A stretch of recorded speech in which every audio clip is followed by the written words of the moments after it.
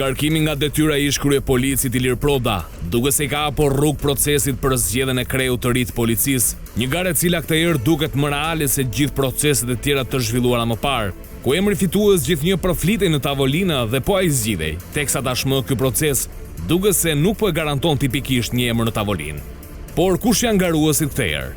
Ministria e Brendshme ka publikuar 16 emra të cilët kanë shprehur interes për të bërë pjesë e këtij procesi, ku ndër radhë ka oficer të dalluar të cilët i kanë shërbyer policisë së shtetit. Sipas renditjes alfabetike, garuesit janë si më poshtë: Afrim Tapa, Alfred Çepe, Arianita Rapi, Ejona Gurabardhi, Elidon Çela, Gentian Berberi, Gentian Shea, Idaet Faskaj, Lorenz Panganika, Neritan Albati, Pëllum Seferi, Rebania Upi, Sajmir Boshnjaku, Skënder Hita, Suela Sulkaj dhe Tonin Vocaj. Skënder Hita, Tonin Vocaj, Neritan Albati, Rebania Upi dhe Elidon Çela janë ndër emrat për të cilët qarqet mediatike dhe politike duket se kanë spikatur si më të mundshmit për të marrë drejtimin e postit të kryepolicit. Por çfarë rëndësie ka këtë herë për zgjedhje një oficeri i cili do të shërbejë sigurisë dhe rendit publik në vend? Është pikërisht momenti që policisë së shtetit i duhet një reformim. Në një kohë kur në Dosi dhe Sky CC rezultuan oficer të përfshirë me grupet kriminale. E fundit ishte godita në Vlorë, ku zbuloi një shef të krimit në këtë qytet, të lidhur me një nga grupet më të rrezikshme dhe që shërben atyre me informacion dhe logjistik. Këtë herë policisë së shtetit i duhet një kryepolic që të ristrukturojë të gjithë organigramën për të pasur mundësinë që policia realisht të rikthehet në shina, për të nxjerrë nga radhët e policisë zyrtare të cilët zgjedhin krimin dhe korrupsionin përballë detyrimit që uniforma e tyre ka ndaj sigurisë dhe jetës së çdo qytetari në vendin tonë. Duhet një kryepolic që të ndryshojë spak idenë e tradhtisë që vjen nga policia, që siç dukshëm është kuptuar, Byroja Kombëtare e Hetimit po kërkon të ketë pavarësi totale nga policia, duke menduar ngritjen e një strukture operacionale, vëzhgimi dhe përgjimi, krejtësisht të sajën, pa ja shtrirë dorën organeve të tjera ligjzbatuese. Sa rëndësishme është kjo garë, Çollaku, për policinë e shtetit të herë? Të ju i thoni garë, sepse është një procedurë leksikore. Unë do që ndryshe që e shoh, sepse po shoh gjithmonë më tepër se nga një drejtor në tjetër, kemi folur edhe herë të tjera së bashku që janë ndruar 5 drejtorë, 7 ministra, kemi në përduar pasardhësit, dhe tu zgjat 3 muaj, 4 muaj president drejtor policie, po mirë këto 3-4 muaj, dakord që ka të komanduar, ka në drejtor, do vi drejtori, do bëjë të lëvizjet e tij të ekipit të ri, sepse ligjërisht ka dhe pavarësim nga titullari i Ministrisë së Brendshme, është nomenklaturë emëruar nga kryeministri, pa vetëm propozimin bën ministrat. Atëherë, këtu një organizatë policie, e cila ka sigurisht potenciale për të marrë drejtimin e saj, të ndershme, them unë, po potencialet cilësore, të pakapura, dhe le të themi pa telashe të shkuras profesionale në raportet gritë tek e zeza, unë them që nuk janë fort të promovuar nëpër lista, ose janë thjesht për të mbushur emrat, numrat, për të lançuar se ka kandidaturën Çollaku. Besoj që ka qenë një garë e hapur të paktën për të futur emrin në listë, po ta themi të paktën kështu. Shumica ato që fusin emrin në listë, të paktën nuk do zihen me drejtor, por do shkojmë diku tjetër, po jemi pjesë e ekipit të ri të policisë së shtetit. Natyrisht që këtu, me atë çfarë ka ndodhur në policinë e shtetit, me atë çfarë edhe vetë partnerët, por edhe prokuroria e posaçme kërkon te kjo organizatë, pastrimin e brendshëm të saj. E kemi dëgjuar në mënyrë të përsëritur ish drejtuesin Domani, por edhe prokurorë tjerë, edhe të jurisdiksionit përgjithshëm, kur përmendin në përdosjet e tyre disa të bërë publike, të tjera të janë hetim, se në këtë trup të policisë së shtetit në nivele drejtuese, në nivele të larta, ka oficerë të cilët janë të përfshirë në grupe dhe banda kriminale, sidomos nga përgjimet e Sky Anglos. Rasti i fundit në Vlorë në grupin e Inez Arhullës. Domethënë Inez Arhullës një oficer që ai tjetër që vajte në Kosovë që u ka me 1 milion euro. Ferrari me 1 milion euro me çfarë ishte. Pra këta në raste janë episode të niveleve 2 e 3, deklarimet e drejtuesve të hetimit të posaçëm përmendin emra të niveleve të larta. Ku janë ta kur prej 3 vitesh ne presim që këto të përmendur në përdosje, si të përfshirë në afera të paligjshme, me kyçbërës, me grupe kriminale, me pastrim parash, me organizata tani, presim që këta të paktën të jenë në hetim të përballë me drejtsinë, se mund të jenë të pafajshëm dhe ne akoma nuk kemi lëndën e duhur për të klasifikuar atë, përsa ka një vendim gjykate nuk o thotë këtë. Por kjo lloj përsëritje e këtij fenomeni dhe nuk shohim në atë në atë parcel të projektuar se janë këta emra dhe ka të tillë. E dim edhe ne, e din edhe ta. Vetëm në dorën le të themi në dallgën e parë të dosjeve të ardhura nga Franca, Belgjika dhe Holanda, ku ishin, le të them, grupi prokurorë që merrej me këto aplikacioneve të koduara, ishin mbi 300 oficerë policie që u përmendë emri të përfshirë. Shtojmë edhe 150 që ish drejtuesi i shërbimit informativ i Shkajasi kishte përcjellë në prokurorin e përgjithshëm e oficerë policie të përfshirë në grupet kriminale me emra konkret. Këtu na shkojnë nuk e di, është gati 10%. Është shumë të rënditse.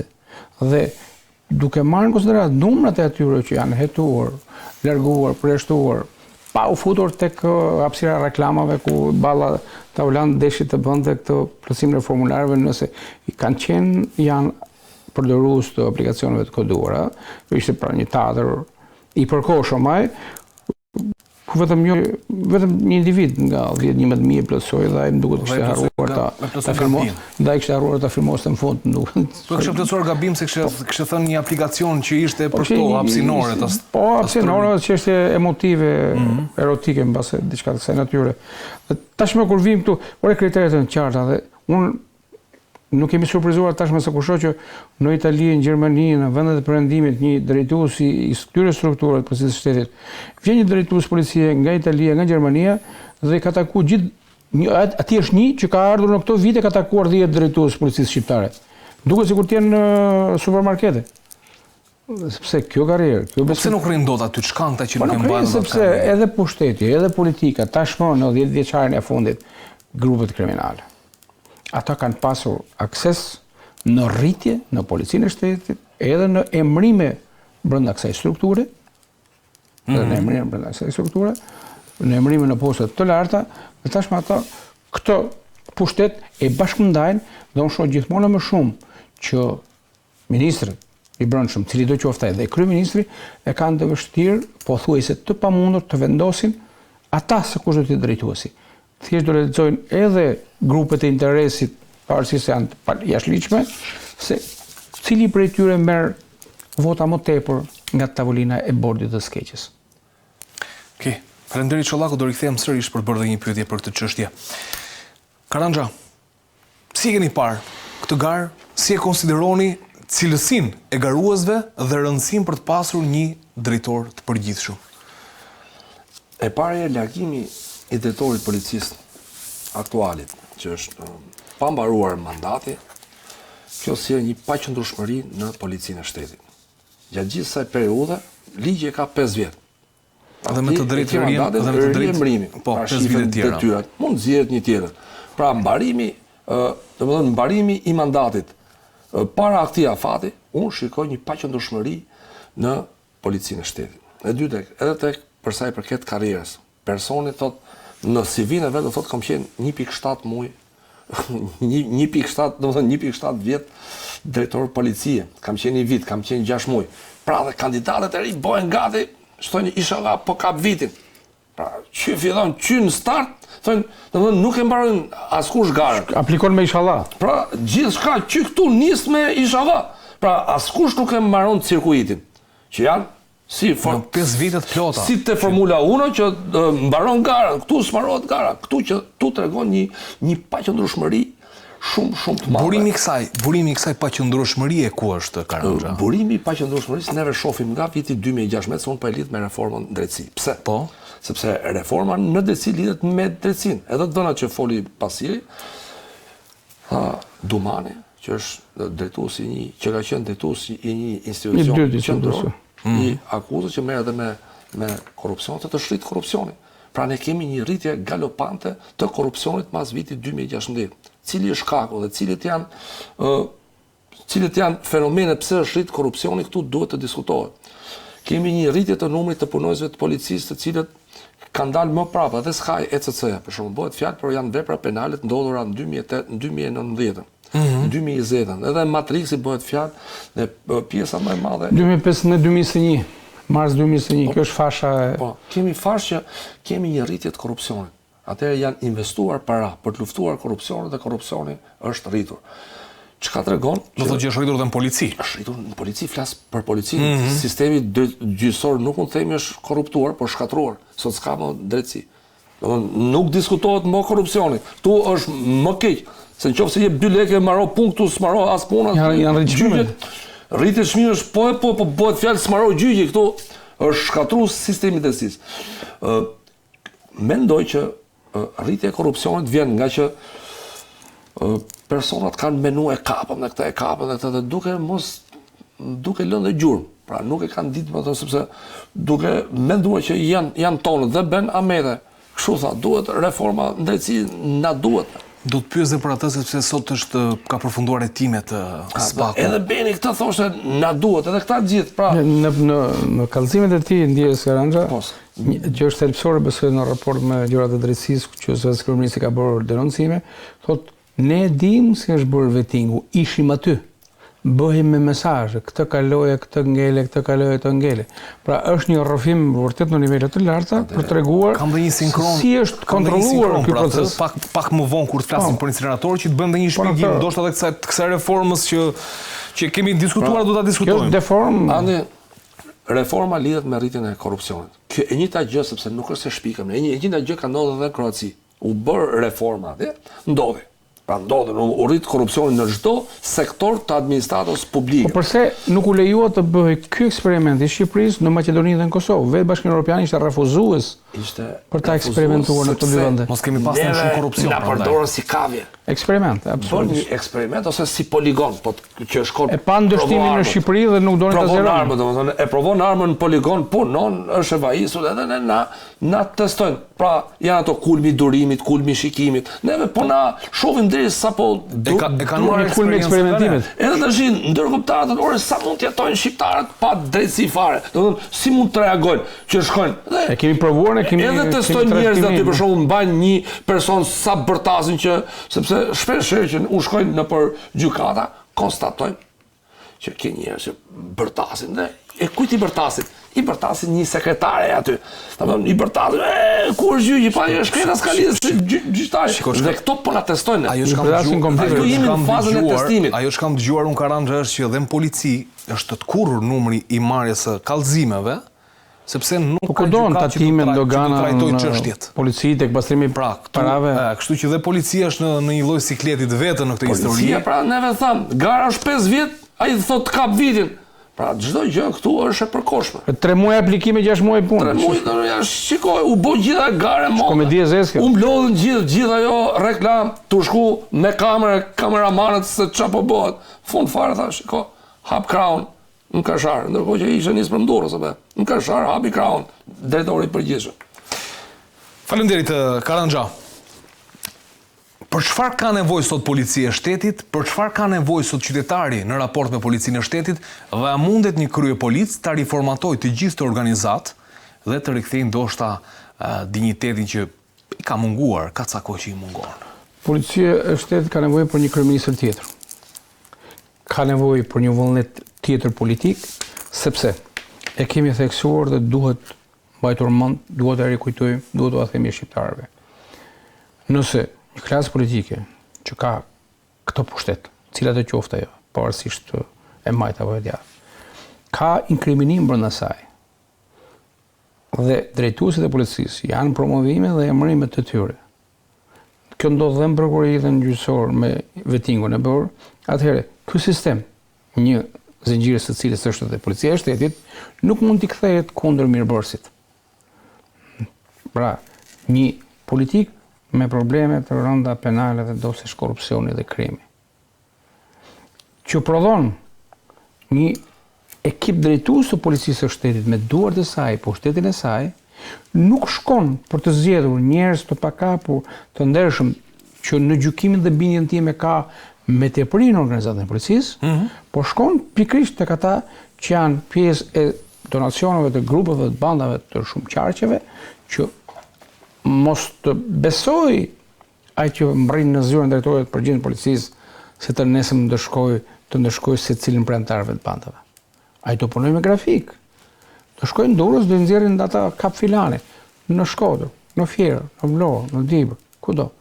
Pra ne nuk kemi pra një një projekt policor të pastër dhe kësaj shtohen edhe rastet kur partnerët tanë ndërkombëtar gjerman, italian, anglez dhe amerikan shpeshherë kanë shprehur shqetësime serioze të përsëritura që shumë operacione sjella prej tyre pothuajse të gatshme në Shqipëri janë dekonspiruar.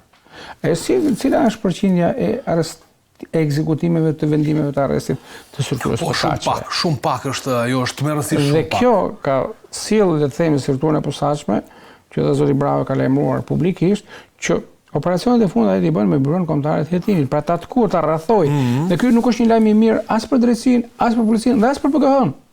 Përse nuk është jo? Sepse mund nuk është lajm i mirë pavarësie për të sepse kjo ngarkesë. Ata janë 60 oficerë, më duket, vini kur të shkon 20 prokurorë. 60-20 prokurorë janë. Kur të shkon 100, domethënë synimi është të shkon 100 agent. Edhe dhe me këtë ngarkesë të madhe dosjesh. Po. Tani vetëm juri kishte një përgjithësi për shkak se kishin publikuar të grupimi media dhe drejtësi 1700 dosje një gjyqtar. Apeli jurisdiksionit përgjithshëm këtu. Çfarë bëj zotëria me 1000 e kanë ka qenë prokurorë dhe di shumë. Çfarë ti bësh 1700 dosje aty? 1700 dosje dhe ti pjestosh sa ditë ka Di pjeston ditë. Hiq ditët e pushimit, sa gjyqe duhet bëj ky njeri që t'i ofrojë? 6 gjyqe, 7 gjyqe. Zero drejtësi. Nuk jepet. Po vendimet që do zbardhen? Do zbardh, do arsyetuar, do përcjell afatet. Pra këtu është një katrahur dhe kjo është një shkërmoqje me dashje e sistemit. Nuk ishte kryeministri i lindjes largët, që ka një shprehje interesante, thotë, krimi dhe korrupsioni, pa edhe në institucione, pastrohen si shkallët nga lart poshtë, jo nga poshtë lart, se do i marrësh plerat dhe ngjisësh prapë sipër. Kjo shumë bukur. Dhe këtu Singapore, e solla në vëmendje.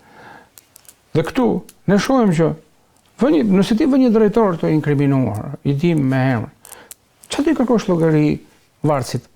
Të arrestojnë nesër shefin? Ka prej tyre që janë përpjekur ta bëjnë. Se ka ndalë dot.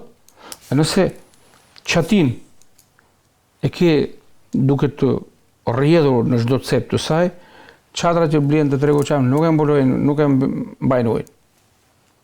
E qartë. Reformatohet policia e shtetit, vjen në shina për të garantuar rend dhe siguri. Politik, në gjykimin tim. Duhet vullnet politik, si që tha, Vasi. Politikës duhet fosi më dorët në polici. Bëj këtë, bëj atë. Ku konstatohet vullneti politik, flasim nga pikpamja praktike. Punojnë si policis ngarkon çadra në plazh. Punojnë si policis merret me ngarkimin e çadra. Punojnë si policis merret me udhuqet, i shko ujti këtit, i shko ujti atit. Punojnë si policis merret me depozitat e ujit. Pra, policia duhet kthehet aty ku e ka vend. 2005-2008 sjellën në vëmendje ka qenë ndoshta koha me rendimente më të mira, le të themi. Polici i shtetit e para duhet të shofi parandalimin e veprës penale, mos ta lënë veprën penale të shkojë. Dhe duhet mbroj. E para dhe kodin penal jam pa veprat, se të ky kodi i ri vrasjet dhe gjitha i kalon në fund, ndërkohë që më të rëndësishme parkimi është më i rëndësishëm parkimi ose mos pagimi kalimi vjet bardha ose mos pagimi kolaudimit, pra ku nuk bë kolaudimin kohë është më i rëndësishëm se jeta. Jeta është më e rëndësishme. Dhe policia e shtetit e para duhet mbroj qytetarët. Pra, të parandalimi qytetarët. Rendi dhe siguria është numër 1. Policia duhet largohet nga punët që i kalon politika. Pra, është politika që i shpërqendron vendin. Është politika e brendshme ktheu. Ai ministrës merru me adresat më shumë. Kjo është e vërtetë. Paktën prezantim kështu ka qenë adresat edhe këto pastrimet e rrugëve kryesore në rrugë. E ke vënë si i buzëqesh buza një polici kur të vë gjop. Një kënaqësi. Kur të kapse në flagrancë. Jo, I gjithë kënaqësi, po ky pra është orientimi politik. Ai gëzimi i madh që të vetë gjop, gëzim domethënë vën edhe foton, ndërkohë që policia shtetit duhet çarkullimin në rrugë pa blok në dorë. Blok rreth, blok laps. Më duket si gazetarë se ne kemi blok dhe laps, kemi si thosh armën e punës. Ndërkohë një makinë që bën shkelje të rregullat të çarkullimit rrugor, që parkon 2, 3 ose 1, aty ku s'duhet, kapet më shpejt se makina e krimit. Makinë e krimit ajo kapet kur digjet. Ajo kapet kur digjet. Dhe aty vinë me blok ndor, po s'kan ku të vënë gjobën te xhami, s'është djegur xhami. Ku ta vesh gjobën? Targa s'është. Edhe nuk ke se ku t'ja vjedhësh gjobën. Se nuk është as targa. Prandaj këtu duhet orientu policia e shtetit, policia duhet lënë të bëj punën e saj ligjore dhe duhet largohet nga dhe ka burime njerëzore. Dhe ka burime njerëzore. Dhe ka fund të organizimi e ka, unë gjithë çështën e kam, që më vjen keq realisht, më vjen keq sepse trupa policore, policisë shtetit pra, 90% e tyre është e përkushtuar. Ndoshta edhe më shumë, 90% mos më tepër. Rreth 12.000 kusur, 13.000 që i lënë të dergjin rrugëve në vap. 10.000 prej tyre i ke torturohen gjithverës nga 12 orë, i ke me 2 turne, domethënë turne 12 orashë. Por i ke edhe me overdraft. Një pjesë e tyre. Shoqëru u bë një moment i dhan ca kredi, nuk e di, përfitonin pak, domethënë mua më dhimbse, prandaj përpiqem them që inshallah këtë herë të gjeni një drejtor që nuk e bën drejtori, ky është problemi. Po duhet ta ngresi problem kur thotë rrogat e punonjësve të policisë duhet rriten. Dgjoj. Duhet rriten rrogat. Jam tërësisht dakord me ju. Duhet rrogat, po ngrihen si problem. Nuk nëse i kthehemi kalendarit dhe inventarit të qëndrimeve të drejtorit të policisë në Shqipëri, asnjëri prej tyre nuk ka pas përballje me EPROR-t. Për shkak të detyrës, jo personale dhe individuale. Disa prej tyre janë larguar sepse kanë dashur dhe kanë bërë mirë të ngelin oficer policie dhe të mos përdoren në mënyrë të shëmtuar. Pak një 3-4 emra prej ty që më vinë ndërmend, e kanë bërë këtë gjë. Por kjo lloj tërheqje nuk e zgjidh problemin, por shton atë. Sepse siç përmendi Karanja me drejt, Proda të gjithë thonim do ikë sot, do ikë nesër. Për çfarë arsye thonim do ikë sot, do ikë nesër? Telefoni sekuestruar, atje suelen e matan, grupet e atje matan tani kur gysi atje për te me vizitat turistike të bloku, kur gjithë këta kalojnë nga varka e gysit tani, nuk bësi barka e Noës gysi në shtetin shqiptar, atëherë ne nuk kemi as pretendime që trupa e policisë do marrë një orientim ndryshe. Ku do shkojnë tash? Paraditet e gysi mas ditët e Amerikanë dhe Gjerman, nuk deleve punë. Nuk prodhon gjë. Nuk shkon, thua. Nuk shkon. Mirë, unë do të kaloni në një tjetër çështje. Sot, SPAK ka dërguar për gjykim procedimin penal, thot 277 fraksion 1 të vitit 2022. Dhe bëhet fjalë për Arben Ahmetajn dhe disa persona të tjerë. Do lutesha regjia teksa unë lexoj pak këtë se është një material i gjatë për të kuptuar cilat akuza ka ngritur prokuroria ndaj Arben Ahmetajt, të vendosit mbulimin, që të na duket si insert. Dhe thot, domethënë është dërguar për 11 të pandehur. Arben Ahmetaj, Albina Mançka, Eriola Hoxha, Mirel Mërtiri, Klodian Zoto, Andi Boni, Elda Dinaj, Gerian Kuka, Elidon Begaj, Sonila Goxhaj dhe Sokol Meqemeja. I pandehuri Arben Ahmetaj akuzohet për kryerjen e veprave penale. 1. Korrupsion pasiv i funksionarëve të lartë shtetëror apo të zgjedhurve vendor parashikuar nga neni 260 i Kodit Penal 9 herë. I pandehuri ka përfituar nga të pandehurit Klodian Zoto dhe Mirel Mërtiri përmes kryerjes së pagesave nga shoqëria Integrated Technology Services, SHPK, nga faturat e lëshuara për shërbime apo mallra në lidhje me investimet e kryera nga të pandehurit Arben Ahmetaj dhe Albina Mançka për shndërrimin e një apartamente të tyre në Airbnb në shumën prej 2.007.373 lek në vitet 2019-2020.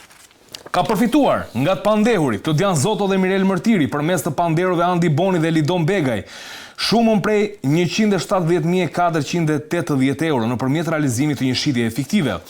Ka përfituar nga të pandehurit Klodian Zoto dhe Mirel Mërtiri përmes shtetasit Besmir Prifti dhe të pandehurve Sonila Goxha dhe Sokol Meqemeja shumën prej 270.000 euro nga një shitje fiktive. Ka përfituar nga të pandehurit Klodian Zoto dhe Mirel Mërtiri përmes pandehurve Gerian Kuka dhe Eriola Hoxha vilën e ndodhur në Hamallaj, e vlerësuar në shumën 230.000 euro. Ka përfituar nga të pandehurit Klodian Zoto dhe Mirel Mërtiri shuma monetare nga shpenzimet që ata kanë kryer për udhëtimet e të pandehurit Arben Ahmetaj dhe familjarëve apo miqve të tij në një vlerë totale prej 31.442 lek. Udhëtimet kryera në vitet 2013, 14, 15, 16 dhe 17. 2. Refuzim për deklarim, mos deklarim, fsheje ose deklarimi rrem i pasurive e interesave privat personave të zgjedhur dhe në punësve publik ose i çdo personi tjetër që ka detyrim ligjor për deklarim gjithsej 15 herë, vetëm ose kryer në bashkëpunim të SPAK. Ka fshehur burimin dhe ka bërë deklarim të rrem në lidhje me sasinë e parave të investuara prej tij dhe bashkëshortes së tij në atë Koshte dhe se Albina Mançka në pallatin e ndërtuar nga shoqëria Elani SHPK. Ky deklarim i rrem është shkruar në deklaratën e dorëzuar në 2022-shin në bashkëpunim me të panderun Albina Mançka. Ka fshehur shumat e shpenzora për investimin e kryer në apartamente në shndruar në Airbnb dhe burimin e tyre në vlerë totale 7.173.600 lek, ku për vlerën rreth 2 milion lek është vërtetuar se derivon nga shtetasit Klodian Zoto dhe Mirel Mërtiri. Ka kryer deklarim të rrem në lidhje me pasurimin në deklaratat e dorëzuara në deklarimin e pasurive, në institucionin e deklarimit të pasurive, sikur ka shitur pasuri për shtetasit Besmir Priti dhe Sonila Goxha dhe transaksionet e kryera me ta lidhur me këto shitje blerje, gjithashtu dhe sipërfaqen e ndërtimit mbetur në pronësi në pallatin ku ndodhen këto pasuri, pasi u vërtetua se shitjet në fjalë janë fiktive dhe kryer me qëllim bulimi dhe fshehjen e burimit të shumës prej 270.000 euro, dhënë si mit nga të pandehurit Klodian Zoto dhe Mirel Mërtiri. Ka kryer deklarim të rrem duke fshehur burimin e një shume prej 30.000 euro, gjendur gjatë kontrollit në Amalle te kjo vila, e cila thos pak është deklaruar si dhuratë. Ka kryer deklarim të rrem duke fshehur vilën Amalle e vlerësuar në shumën 230.000 euro, për përpiqem t'i bie pak shkurt. Ndërkohë, një tjetër deklarim i rrem i Arbena Metaj thos pak, ka kryer deklarim të rrem në formën e fshehjes në deklaratën e dorëzuar pranë institucionit të lartë të deklarimit pasurive dhe konfliktit interesit në lidhje me burimin dhe shumën e shpenzuar prej 93.500 euro në kazino Dragonara në Maltë.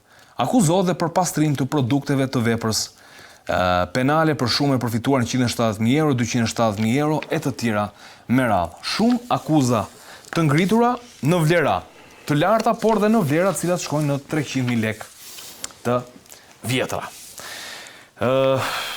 Karanja, me qënë se... Iniciatori Tiranës ishte kjo? Kjo nuk është fraksion, është 277 fraksioni të vitit 2022. Nuk ma specifikon. Është pjesë e Tiranës, nuk është specifikon. Saktësuar. Fraksioni është, domethënë, po kemi parasysh historinë që shkoi çështja në gjykatë, u nda, domethënë është ndarë, pra është fraksion. Është fraksion kjo histori, domethënë dhe nuk ka rëndësi se cili është. Jo, ka shumë rëndësi. Cili senator është? Ka shumë rëndësi. Sigurisht që ka shumë. Dhe këtu fillon rëndësia. E me sa diu ka qenë zoti Brau, një nga prokurorët e kësaj çështje. Ja ta verifikojmë kush është, për cilin senator. Nuk ka rëndësi se ka sepse nuk përbën një peshë fundamentale. Çfarë nuk shohun këtu, jo çfarë shoh. Çfarë nuk lexova, çfarë nuk dëgjova, edhe kur e lexova vetë. Edhe kur e lexova vetë, edhe kur e lexova aty, çfarë nuk pash në shkrim dhe çfarë nuk dëgjova në artikulimin tuaj. Këtu mungon akuza kryesore që çdo student drejtësie duhet ta kishte ngritur sapo kishte shkuar në mesin e hetimeve, jo në fund të tyre. Pretendohet se po edhe një fillestar do ta bënte. Organizatë kriminale, grupi strukturë kriminale. Ti ke 100 akuzuar aty. Ke 500 milion euro që pretendon se janë abuzuar, që janë shpërndarur, pra pretendon. Dhe nuk e di se sa vetë, për kemi prokurorin këtu, si të kalojnë 3 vetë dhe me këto synimet përbashkëta përfitimesh, abuzimesh, shpërdorimesh, mendoj se rrethanat dhe kushtet ligjore për shkuar të kjo akuzë janë pjekur dhe janë djegur, por këtu ka ardhur djegja dhe ndaj nuk e kemi këtë akuzë. Dhe shoh emra të munguar, që janë të një rëndësie kryesore të ndodhisë dhe të funksionimit të kësaj vepre penale. Kush mungon? Cilat janë? Kryeministri i vendit Edi Rama. Pra, është në krye të këtij grupi, sepse edhe ka firmosur, ka lënë shenjë, ka lënë gjurmë. Ai ka bënë 8 pikë atje, i ka dhënë një kompani që ishte kryej, me shku me kërku kompaninë, nuk e gjende as policia, as prokuroria, as gjykata, as shërbim informativ, as satelit 1, satelit 2, as kush nuk e gjende atë, sepse nuk kishte pjellë akoma ajo. Si ishte lindur. Ky priste fëmijë nga një grup që s'ka ngeshtë atë zonë. I ka dhënë 8 pikë bonus. Integrated Technology Services, po thua kompania në pronësi të Klodian Zotos dhe Mirel Mërtiri. Pastaj kemi edhe një emër tjetër, që unë prisja të paktën të ishte në mas arresti që nga dhjetori, por është dukur për arsye, jo për arsye shtatzanie si që janë këta zonjat e ministrave, po për arsye shëndetësore, Enjel Agashi. Sekretari është me zemër, pasi është smur. Po gjithë kemi zemër, po kur kryen vepra penale, larg qoftë. Tani nëse ti vret dhe ke zemrën i çikt me aritmi, që nuk do të thotë që të amnistohesh. Zemra, unë nuk e di që ky ka ikur për shkaqe, pra ka sajuar smundin. Ky smundin e ka. Smundin e ka, po dhe akuzën e ka. Edhe në SPAK ka shkuar. Edhe në dijen time, një urdhër arresti ishte bërë gati për të bojatisur, por këta forcat udhëheqëse qeveritare kanë shkuar aty, kanë ndërhyrë, një ndër cilët është dhe ky, sepse ne e dim dorën e Agashit të Vetingu. Dora e zgjatur e qeverisë, një nga duart zotëria ishte që lajmtari, postieri, dërguesi, mesazheri. Prandaj mund ta ketë kap zemra ndoshta. Sepse Zemra- ndodhin ngjarjet, ta jep zemra. Edhe Është pika fundore. në këtë raste, ndërhyrjet kirurgjikale, ndoshta janë arsye shëndetësore dhe ne ndërhyrjet kirurgjikale nuk janë bërë tek zemra, Karanja, janë bërë tek SPAK-u.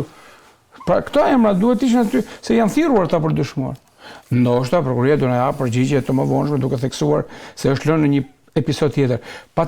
Pse nuk kemi akuzën organizatës kriminale dhe pse parcializohet, pse ndahet? Mua habita që nuk pash emrin Lefter Kokës, se këta sajrë ngrenë akuzë me senatorin e fusin Lefterin, edhe nëse është Bërselani, kjo për Shqipëri. Edhe një tjetër. Algjibllak. Bravo, këta dy i kanë. Këta i kanë. Shqyqyqës janë tre se e kishin hongër këta grupin kriminal. Se këta dy kanë gjetë. Dhe çfarë ndodh këtu? Është një përpjekje, Thoni që këtu shfrytëzohet drejtësia tek këta dy emra. Është një përpjekje tinzare juridike për të mos shkuar në respekt të ligjit antimafjes dhe hetimi i pasuror. Po këtu hetim pasuror është për Arben Ahmetajn. Kanë marrë Gjithë hetimi pasuror. Po kanë marrë I kanë gjetur parat në kazino, shiko. Basir, ty të kujtohet ndjes se po të thras Basir, po mes kolegësh jemi. Nuk ka normale kjo. U përfol para ca vitesh që Arben Ahmetaj ka shpenzuar 90 euro në një kazino në Maltë. SPAK-u thotë është gjetur që janë shpenzuar ato para dhe ka Po Tirana ka shpenzuar para në kazino? A nuk e di. Por Po kryeministri Tirana nuk e ka di. shpenzuar. Ka shumë politikanë këtu që flenë më shumë kazino se në shtëpi. Kjo është histori vetë, puna është ai ka pusha, se nuk i kanë pa prokurorët e këta të BG-s të shkuarën për kazino. Nuk kanë dalë në dhona apo në një informacion i mbledhur. Bifteku 1000 euro. Në Po në Bifteku 1000 euro. çfarë është? tek Nusreti. Çfarë është ai Nusret? Ai është live si konsum. Ti shkon ai 100.000 euro në tavolinë me 10 vete aty duke nda Shqipërinë, ka mu hartën aty në tavolinë, duke nda me sipërmarrje me biznese si Marsorexit. Ndërkohë që pensionistët e shkret marrin Ajo drejt 100.000 kishte lekë në muaj. pensionin i qytetit vjetor, drejt atyre ke Nusret. Falimin tunë Nusretin, dhe sa shkon këta shkoj Nusreti në lagje tjetër. Keq i ka Por punët. këtu tani kjo është organizata kriminale që mungojnë krerjet e saj. Dhe kjo dosje është dështimi i SPAK-ut. Në gjykimin tim. Nuk është e vetmja. Fillon me TPSD. Mungon me Velia është Tirana, kanë lënë për më vonë. Po si më ndan ti fije këto, si fije kasht. Ku shkon me këtë hetim? Sepse edhe ata veten të bindur, nëse off record, nëse jashtë kamera apo konfidencialisht Karanja i ka pas dhe i ka koleg, ju thotë ti djema, burra, gra, zonja, zotërinj, njerëz taksa marrës për shkak të detyrës. Nuk është vepër kjo që është organizatë kriminale? Po ti me vjedh 5 lope, 20 qingja, shkon grupi strukturar kriminal, dhe sa e marrë 500 milion euro lek ditën për diell, te buxheti kanë shku, e kanë thy, se kanë thy derën, apo kanë hapur derën, e kanë thy me firmë institucionale. Kanë plaçkitur aty 100 milion euro, dhe ta nuk janë grupi strukturuar. Kurse këta delet e katonit me pemte e pyllë, ta janë grupi strukturuar, ta janë organizatë kriminale, të marrin qafta. Ndaj këtu, shenja e seriozitetit te kjo dosje në gjykimin tim mungon. Po përse mungon? Pra po thuaj që poruajnë kryeministrin, poruajnë drejtuesin të lartë. Ju poruan. Nuk kanë kurat ta marrin hetimin ta pyesin. Poruajnë, po amnistojnë. Si mund ta mbyllish ti këtë dosje kur zotëria që ka firmos? Se kemi edhe shumë dosje tjera tash kryeministri, se ky nuk e di sa vëllime do ketë kurbani i tij, po e kete incineratorët, e kete energjia tje, kete llogaraja, kete Charlie, politike, projekte qeverisë dhe detyrimisht brenda kanë emrin e kryeministrit drejtuesit të qeverisë. Po mesazhet e Ballukut pse kanë brenda kryeministrin që thotë këtë tender da marrë ky biznesmen se ka thënë Rama. Këtë kull dhe ja japim këtij se ka thënë Rama, këtë se ka thënë Rama. Dhe gjitha këto porosi që kishte thënë Rama që janë përgjime, janë ekzekutuar pavarësisht se brenda kanë paligjshmëri. Atëherë, nëse zyrtari përkatës, qoftë kjo të ministër, zëvendës kryeministër, ka firmosur porosinë e paligjshme të kryeministrit, ata janë bashkë akuzuar. Ta ndajnë mes tyre përballë prokurorit se kush ka, se mund ta ketë kanosur kryeministri zëvendësen. Do ta bësh se s'bën se të bëj gjëmën ato vrasa, ato hedh për balkone. Di unë leksikun e tij jo të shëndetshëm në komunikim, që zonja është detyruar ta bëjë. Ajo ka referuar deri tani që këta porosi kanë qenë të kryeministrit. Atëherë, a mund ta ndajmë ne se cila është përgjegjësia penale e njërit dhe e tjetrit? Nuk mund ta ndash pa e thirrur. Qoftë edhe në statusin e të pasurit dieni, qoftë këtu, edhe këtë nuk e bëjnë, atëherë i bëni palperde asaj zyrës që ka pas të dosje ta bëjnë korpusi i paqes. Do rikthehem sërish Çollaku. Si pat akuzat korrupsion pasiv funksionarëve të lartë, refuzim për deklarim pasurie, pastrim parash. Do më thani produkteve të veprës penale ose veprimtarisë kriminale. Tani që ta bëjmë thjesht për publikun. Korrupsion pasiv është që një zyrtar i lartë, që në rastin konkret nga ana e SPA-ut të shngrit akuza Arben Ahmetaj, ka marrur përfitime të palishme, mjete monetare nga persona të tretë, që lidhet gjithmonë me detyrën, sepse mund të jesh privat, në punë private s'ka lidhje, po puna shtetërore ti për shkak kësaj detyre dhe ke marrë para përfitime të tjera. Për t'i dhënë një shërbim atyre. Për t'i bërë një shërbim atyre. Dhe është gjetur mekanizme, është gjetur skema si mas SPA-ku, që thonë, kjo është mekanizmi i cili funksionon. Pra janë gjithë episodet që të mos bëjmë përsëritje i numërut një nga një, dhe doli dhe të një shumë 300.000 lekë, të shumë e vogël. 300.000 lekë të vjetra është ajo, kanë 31.442 lekë, domethënë produktime të kryera nga Arben Ahmetaj, familjarëve apo miqve të tij. Kemi një standard që tani po shikoni edhe shpenzimet e zyrtarëve të lartë. Ne po flasim për 11 miliard procedurë prokurimit tani, ngelim me 300.000 lekë, për 200 euro. Lartë që po ka bërë lidhje në gjë, se që shiko ka marrë dhe kaq thot.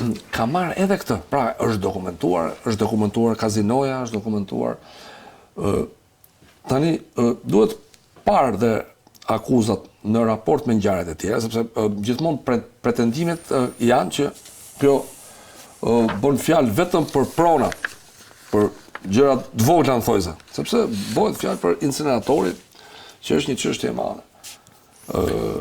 Në rastin konkret, këto se kalojnë 500.000 euro me ç'po shoh, ja 600.000 euro, nuk e di, por domethënë nuk është tek ajo kryesorja, pra te akuza kryesore, sepse akuza kryesore e ngritur, të janë çështje të shpenzimeve personale dhe shumë mirë, SPA-ku zyrtarëve të lartë, po i verifikon dhe shpenzimet. Kjo është punë e LKPD-s. Po. S'është e SPA-kut. Kjo është punë i Inspektoratit të Deklarimit të Pasurive, i cili çuditërisht është marrë me viktimat. Pra ILKBDI-ja këtu ka treguar madje këtu SPA-ku me këtë duhet nisë jetim për ILKBDI-n. Për mosveprim. Për mosveprim. Si ka mundësi që gjithë këta persona zyrtar që i është ngrit akuzë nga SPA-ku, këta kanë fjetur gjumë. Dhe janë shumë të tillë. Duhet verifikohet e dyta standardet dy fishe të përdorura. Karanja, e treta, Inspektorati i Deklarimit të Pasurisë dhe konfliktit të interesit, po ILDKPKI e ka shumë gjatë. Kjo po deklarimi i pasurisë, po themi, duhet të çoj referime në prokurori për hetim. E ka detyrim ligjor flas. Edhe këta që si ka çu duhet i krahasojmë me kallëzimet që ka bër. Shumat këto pasuri që janë. Pra ka justifikuar shumat mëdha dhe ka lënë këta të voglat. Pa kjo shumat të voglat kisha fjalën për njerëzit që për shkaqe ordinere kanë bërë kallëzim. Si vetingu më shtetja që me 500 euro, ka kaluar me 1 milion euro. Kallëzimet që ka bërë ILKBDI-ja me këtë rast që s'është bërë kallëzim. Dhe krahasimi kësaj shef që drejtuesi ILKBDI-s ka mbajtur qendrime ndryshme. Dhe kjo ka bërë Karanja te vetingu, ju e dini shumë mirë. Edhe tek vetingu. Raportet e inspektoratit janë përmbysur ose janë ndryshuar? Janë përmbysur, të verifikohet dhe te vetingu standardet dy fishën bal, sepse që këtu nis kapja politike nga ana e vetingu. Puna e ILKBDI-s dhe drejtuesit saj ka cëduar, si ka mundësi këto si janë kapur, ky me kaq prona. Pra shteti nuk shumë raporte janë përmbysur nga komisioneri. Plus janë përmbysur, por dhe standardet dy fishe. Ai me 4 shtëpia dhe harron suma të caktuar parash thotë është mregull, kurse tjetri për një shtëpi, për një problem janë kapur me lorja fjalësh, kapur me bojën e lirjes. Edhe me bojën. ILKBDI-ja nuk ka funksionuar. Madje për mendimin tim duke qenë se nuk ka funksionuar, duhet shkrihet si institucion. S'ka po punë, më mirë shkrihet dhe trimre, hacë Nuk çfarë ma e duhet matë to? kallëzimet e saj të viteve të fundit. As Kush kallëzime? është denoncuar zyrtar publik, Tagris, cilës është verifikim pasurisë. Ata bides të krahasohen. Në qendër është zyrat mira i kanë. Pasir, vetëm krahasimi i nxjerr tek palishmëria. Sepse ata mund ta bëjnë një kallëzim shumë mirë, kanë kap në një mit vogël, në një Deponimet periodike që në një ketër të vogël që e kapin, ja e kapën. Në një nga fshatet, nga komunat, bro. Këto kryetarët e Si ka komunave. si ka një deputet për shembull, shikon Ka pas pas gjyta një kryetar, i gjutë këto kryetarët e komunave, Dalin shpesh ndaj nga fshati. Këto që rrinë edhe me flokë. Përzoj fshati. Bispove se i kanë flokët si kaçube. I gjemot ato. Karanja, si e bën, domethënë kjo ILDKPKI-ja, domethënë sepse është një gjë shumë interesante që po diskuton Karanja me Çollakun këtu, që këtë punë që ka bërë spaku tek deklarimi i pasurive. Shumicën e Domethënë du ta kapte vetë ky institucion dhe thoshte shiko se këtij deputeti apo këtij funksionarit lart i është rritur shumë pasuria.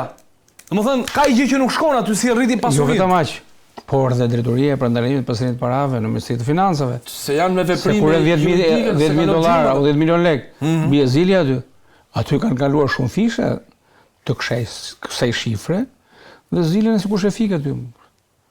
Kush e luat të Chelsea që nuk ka tingull ajo. Tek Ministri i Financave është jo. Sigurisht.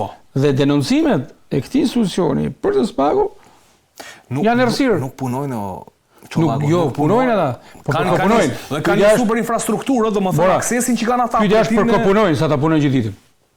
Ato punojnë për ato kamionistët që i çahet goma rrugës. Kanë super akses Karanja. Ti di shumë mirë se ke qenë prokuror, besoj të dashur të bashkëpunosh me ata, kanë super akses domethënë për të gjurmuar paranë në pistë. Super akses ka drejtoria e parandalimit të pastrimit të parave. Do mbase po shfrytëzojnë sepse këtu po pastrohen miliarda.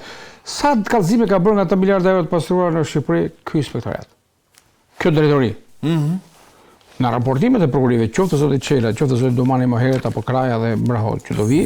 Ka mungesë. Unë atë kapitull ose paragrafin e drejtorisë parandalimit të pastrimit të parave e gjej pa shifra. E gjej se nuk shuajnë ata. Çfarë bën kjo drejtori? Se është një nga institucionet edhe të specializuara me ekspertizë cilësore në këtë drejtim. Se në Ministrinë e Financës nuk shuajnë piktorët. Pavarësisht se kemi kryeministrin piktor. Po trajnohen nga partnerët ndërkombëtar. Po që kanë natyrisht. akses domethënë tek Kanë edhe materiale në nga Shqipëri. Po ti ne kishim dosjen e fundit me antimafia italiane dhe thoshte prokurori që ishte në konferencë me drejtues të strukturës, thoshte që këtu janë përfshirë edhe bankat, dhe kishte një bankë konkrete në operacionin që ata bënin. Tani kjo para që ne unë po them se vërtet ministria, po Banka e Shqipërisë. Se ajo është kontroll, le të thënë mbikëqyrëse e bankave tregtare që i thonë ndryshe dhe banka në nivelit 2. Kur të thotë zotërinë të antimafjes, tonës dhe partnerëve, pastrohen pranë me banka më. Pastrohen banka, pastrohen nëpër institucione, firmosen leje, investime, kriptovaluta. Çdo gjë që është sajuar diku nga grupet kriminale për të ndodhur, për të formalizuar paranë, sillen në Shqipëri se ke fringo shkërp një herë. Të gjitha i bëjnë këto. Çollaku dhe kjo është e vërtetë. Të paktën duke sigur bankat mbyllin pak syt kur pastrohen para. Edhe vrasjet kanë filluar të bëhen me Bitcoin tani. Pagesat për ekzekutimet. Po, të transferohen para, një mik prokurorët s'po gjet dot pagesat, s'po kapja gjë kundër sepse ishte bërë me Bitcoin. Po, ne ke në formë elektronike pagesën. Edhe për të dërguar ato paratë mjafton më pak se 1 minutë. T'ia çosh domethënë unë, për shembull, po t'i çoj një porosi me kriptovalutë. S'ka shku policia vend ngjarje ku ka marrë paratë autorit. Nuk e gjem do, është shumë e vështirë ajo. Është shumë e vështirë ajo Çollaku dhe ti ke shumë të drejtë që, domethënë, kjo bota digjitale e ka vështirësuar pak punën. Çfarë rrezikon Arben Ahmetaj me këto akuzat? Korrupsion pasiv i kryer, 9 herë refuzim deklarimit pasurisë, 15 herë kjo, dhe pastrim parash. Neni 260 siç jemi në Djeni, se është zyrtari. Korrupsioni pasiv, po. Korrupsioni pasiv i zyrtarit lart ka i mas dënimit lart mbi 10 vjet. Domethënë mbi 10 vjet. Domethënë është njëjta akuzë për zyrtar të tjerë lart. Neni 260 dhe afati parashkrim. Velia i ka të njëjtën nga përshtypjen. Po, Velia dhe po me zyrtar të tjerë. Mbi 10 vjet është maksimale e dënimit. 15 herë mos deklarim, refuzim për deklarim ose mos deklarim fshehje. Paragrafi i dytë e kryen bashkëpunim, paragrafi i dytë është përbën krim, është dënim deri në 3 vjet. Deri në 3 vjet. 3 vjet. Refuzimi. Por edhe pastrimi produkteve veprës penale, Tani kjo është më e rënda? Kjo është më e rënda sepse produktet e veprës penale janë tjetërsuar. Domethënë janë formalizuar, janë marrë para dhe duke bërë tjetërsimin e tyre dhe është provuar vepra penale dhe është gjetur produkti i cili vjen nga vepra penale. Sepse do ndalojmë pak këtu edhe për qytetarët e Andit, se është shumë e rëndësishme. Në Shqipëri ka shumë qytetarë që kanë qenë, nuk i kanë formalizuar të ardhurat, janë marrë me biznes, 97 i ka djeg gjithë, është bërë emigracioni ka qenë me emër tjetër. Dhe një qytetar shqiptar, i cili është njëri ndershëm, s'ka si vepër penale, i nis padrejtisht hetim për pastrim produkteve veprës penale. Por pastrimi produkteve veprës penale, që të fillimi i dispozitës, duhet kesh një vepër penale, dalësh te produkti. Ja zëm një person i shkohen në shtëpi. Ndal, ku i ke parat e shtëpisë? Ku i ke gjetë ajo? Thot, merr letra, merr gjëra, nuk i ka, pse kjo është kthyer në abuzive. Pra, pastrimi i produkteve duhet lidhet gjithmonë me një vepër penale. Po sepse e thot dhe vetë Neni, pastrimi i produkteve të veprës penale. Asnjë dhe janë viktima të veprimeve të palishme të verifikimeve. Si ofoloja e famshme. Si ofoloja. Nëse s'ke vepër penale, lëri qytetarin e lirë. Edhe po nuk i justifikoj, mos e lodh. Ke bogjo, jenë sistemi pasur. Qameti duhet evazioni fiskal. Mund të jetë një evazion fiskal që para vitit 2013 ka qenë kundravajtje penale, këtu duhet stop. Sepse duhet merresh me ata që pastrojnë figurën produktet e veprës penale. Nuk ka pastruar produktet njëri që ka blej shtëpi. Çfarë ka ato? Asnjë. Ose një tregtar i ndershëm që ka punuar, nuk ka pas shtet ku të paguante tatimet 97. Ashi sallati e shile pas përpara se nuk bën kjo tani apo spinaq. Kujdesshëm, dhe kjo vepër në varësi të paragrafit ka dënime të rënda. Paragrafi 2 është 7 deri në 15 vjet, paragrafi 3 kur është pasojë rënd nga akuza që i ka ngritur, por janë vepra që parashikojnë të gjitha akuzat, parashikojnë dënim të rënd. I referojmë dhe fjalës bërë në Komisionin e Ligjeve të drejtuesit Spagut Klodian Brau, që tha dhe akuza e parashikuar nga Neni 258-2 i kodit penal, po të bëhet mbledhja matematike e dispozitës shkon deri 35 vjet por rasti i ballukut. Edhe dalim tek bashkimi i dënimeve. Bashkimi i dënimeve kur të vi puna në rast se do dënohet, sepse është prezumohet i pafajshëm. Prezumohet i pafajshëm. Kemi parasysh që dhe kjo që unë lexova për Ahmetan dhe pretendimi i prokurorisë. Kështu pretendon prokuroria, gjykata vendos. Kemi parimin e prezumimit të pafajësisë. Se të bëjmë dhe, domethënë që jemi në studio. Kemi balans. Kemi dhe pretendimet e zotit Ahmeta nga ana tjetër. Pra këto po them. Po ti referon dhe pretendimet e zotit Ahmeta, thotë unë s'kam lidhje fare me këto që më akuzojnë. Pra unë nuk këto edhe po të kem bërë veprime nuk kanë lidhje me detyrën. Sepse pra krye veprime që kanë lidhje me detyrën. Pra unë kam firmosur si ministër dhe kjo të ketë lidhje me këtë person direkt. Pra do jetë gjykata që do ta provojë pretendimet e zotit Ahmeta që ka lidhje firma në nënshkrimi i firmës së zotit Ahmeta me detyrën. Dhe gjykata. Pra ky është parimi i prezumimit të pavajësisë. Mund ndodh që Ahmeta të bëhet konform Nenit 28 kodit penal paragrafi fundit që u shfuqizu ose Nenit 37. Po çfarë do bëhet ai kur e kanë heq? Më thotë më për çfarë do duhet bëhet Ahmeta i bashkëpunëtor drejtësie në rast se do duhet kur s'përfiton se dhe e hoqin këtë. Po e hoqin. Ti e di shumë mirë, është zhdukur. Jo ka diçka tek kallëzimet e zotit Ahmeta, prokuroria i ka marrë seriozisht Spaku. Tuneli Llogarasi ishte kallëzimi i zotit Ahmetaj. Eko Parku ishte kallëzimi i zotit Ahmetaj. Agasi Akshi ishte kallëzimi i zotit Ahmetaj. Janë ndosur të gjitha këto, Balluku ishte kallëzimi i zotit Ahmetaj. Sot një pjesë thelbësore e këtyre denoncimeve publike të bërë në intervistat e dhëna të zotit Ahmetaj janë, le të themi, ndosur më të nxehta, 2 prej cilave janë organizata kriminale. Pra, ai ka ofruar shqiptarëve dobi me këtë denoncim dhe struktura e posaçeve, pavarësisht se e ka edhe në akuzë që e ka përcjell tashmë për gjykim, i ka marrë në konsiderat kallëzimet e tij dhe i kanë mbledhur. Por sa kohë ka gjetur brenda tyre pretendime por liçkelje, për abuzimin në fakt kanë dalë, nuk është se nuk kanë dalë. Mirë, po një gjë aeroporti i Vlorës, një gjë duket sikur nuk i ka dalë